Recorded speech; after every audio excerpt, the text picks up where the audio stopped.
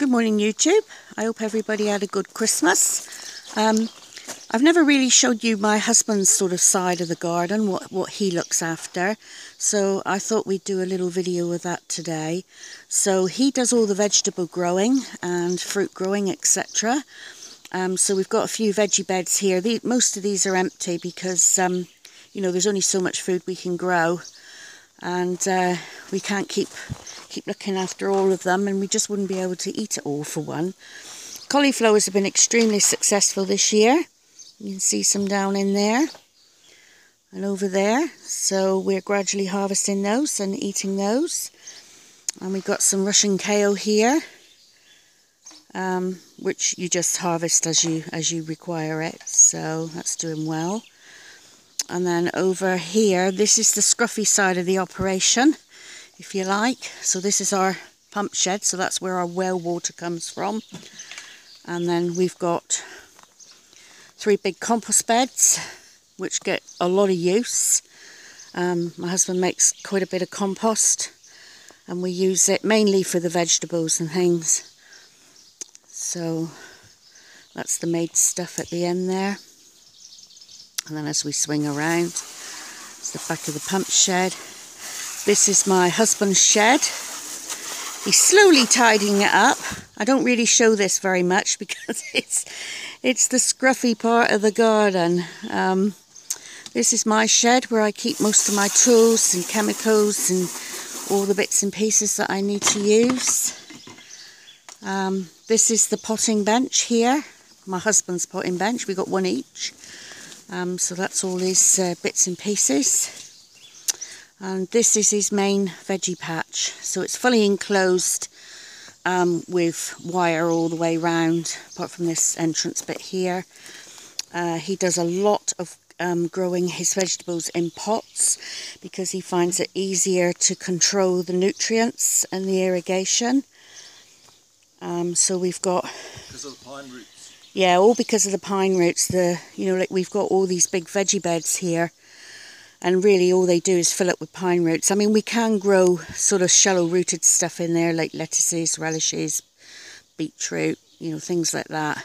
But we do get a lot of pine roots coming up in them. So, like I say, he grows a lot of things here. So this is spring onions and pumpkins and obviously cauliflowers that have been harvested, most of them. Oh no, there's one in there. Right down there. So we've got some herbs. We've got a thornless blackberry there. Another thornless blackberry there. Or is it the same one? No, it's 2 different ones. 2 different ones. These are the cauliflowers that have already been harvested. So he'll give all the leaves and things to the chickens. So nothing goes to waste here, absolutely nothing.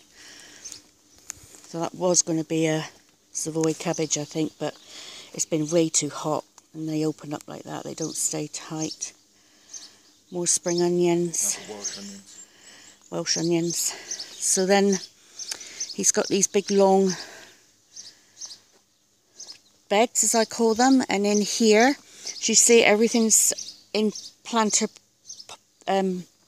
tubs or bags, because like I say, it's easier to control the nutrients. So along here we've got tomato, sweet peppers, and a couple yet to be filled, bush tomato on the end. Next one over is a variety of tomatoes and beans in the middle one. Helps recycle the nutrients as well. Yeah, he likes planting beans. Whatever these don't use, it soaks through to the bed underneath. Yeah. And I can grow stuff in the bed as well. Yeah. So we've got courgettes. These are bell peppers. Obviously we've got the beans, runner beans. And then we've got carrots. And various other bits and pieces, beetroot, and all that in there. So I'll just explain. He's picking up the dog. I'll just explain what's going on over here. This is our, oh, first of all, I'll show you the greenhouse, so we get all the veggie bit done. So here we've got yams, nice crop of yams coming. And here's the greenhouse, so we've got tomatoes at this end. Down the bottom there is cucumbers. And this is some sort of experimental thing my husband's doing with frogs in water. He always likes to try and experiment and play around with things. Oh yes, and strawberry things at the end there. Because I got him to take it off the patio, it's scruffy. And what's this here, John? Jerusalem artichoke. Oh, okay. Grapes and... Clove artichokes. So... Thornless loganberry. Farty chokes, aren't they? Artichokes. Potatoes in containers. So we've had quite a few harvests of potatoes. Oh yes, we've got a nice big rhubarb plant, which is really nice. We love rhubarb. And I'll just explain this operation here. This is our fish growing operation that we're sort of taking off a bit this year. So all those fish go fish in the pond. They all have babies or they lay eggs. My husband tries to collect the weed and stuff that they lay eggs on, and we try and grow a few fish in the hope of selling them one day. And I've got all my spare plants, pond plants and stuff in here as well. And that weed stuff you see on top, we grow that in this big old spa pool that we had originally. And this is very dense and thick, and the fish love it. They actually love to eat that. It's, and there's fish in here as well, isn't there, John? Yeah. So we just pick up chunks of that, or handfuls of that, and bung it in the pond, and the fish eat it. And then over here, we've got some raspberries and lettuces that's gone to seed, so they'll go out to the chickens in a minute. We don't waste anything, like I say. Raspberries are reasonably successful, but not 100% because of the pine roots once again. So, and then we've got a nice feijoa at the end there. So, we don't really like feijoas. It was in the garden when we first moved in, and I got John to take it out, and I told him to check it out, but he didn't because he can't throw anything away. Whoops, I nearly tripped over.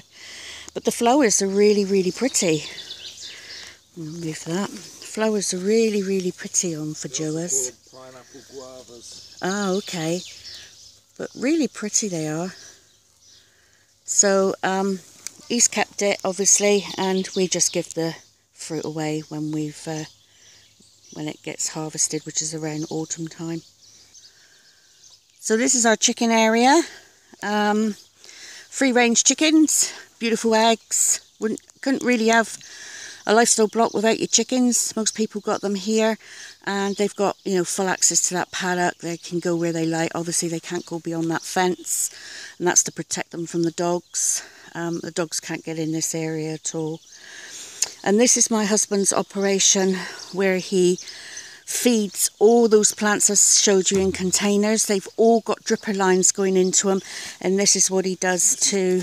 Bags of horse manure that a guy down the road puts out for free. You just collect them. All you've got to do is take empty bags there. So on the end I've got a barrel which is fed with a hose. This fills up with water. It's got a valve here, so when it's full it stops. And then from there I've got several siphon tubes, so where that's full, the level of that will equalise out to these as well. And all of these have got my horse poo tea bags in them. So I've got a couple of bags in each. So the bag's got to be porous, haven't they? The bag's got to be porous, yeah, and it just seeps in that. And I mean, they don't smell too bad now because they've been in there a couple of months. Believe me, I can smell them. They're strong. They're always strong. So all of that, all of the goodness that's in that horse poo, and of course any weed seeds get drowned and killed. It's a lovely soup. That's the problem with horses. You get all sorts of weeds all the seeds. Through. So yeah, so that's all soaking, and then this last one, I've got a long pipe goes around. It's in the full sun here, so it gets nice and hot as well. Helps cook it, and that goes down to a reservoir down the end. So if I show you the reservoir. So the pipe that he showed you last off comes all the way up around the edge of the veggie patch, and comes into this reservoir here. So this reservoir, I've got Again, another valve, so it'll only fill up so far because this is obviously a lot lower. I don't know whether you noticed the barrels at the front were up on bricks, so they're much higher. So there's it wants to siphon out, and that's about enough for a feed in there. So when it gets, if I push that down, it will gradually fill up. And from there I've got venturis with little filters on the end, and it sucks it out. So when the timer comes on, water comes out from here. It goes around, it goes into this venturi, it forces water through there, there's a narrow point, and then the water goes on and carries on water in the plants. That creates a suction here. I'll show you on a smaller one. So this is one that's not connected. So if I turn this water on, the other way, Dylan. Oh, not like that. There's a lot of force in the water, pressure.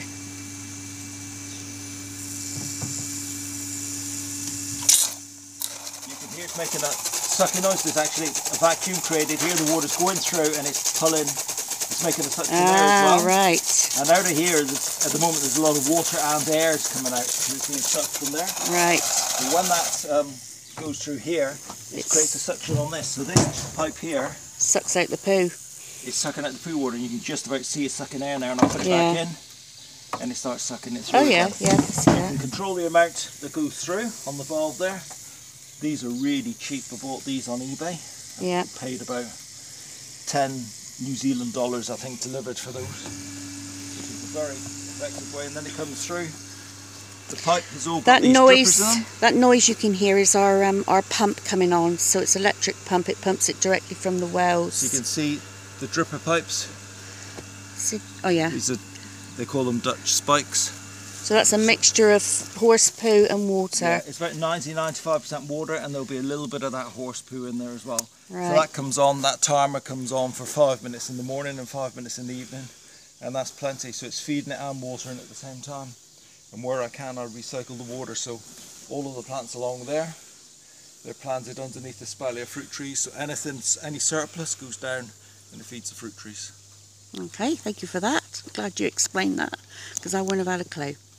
Anyway, so there you go. That's our veggie growing operation, or John's veggie growing operation.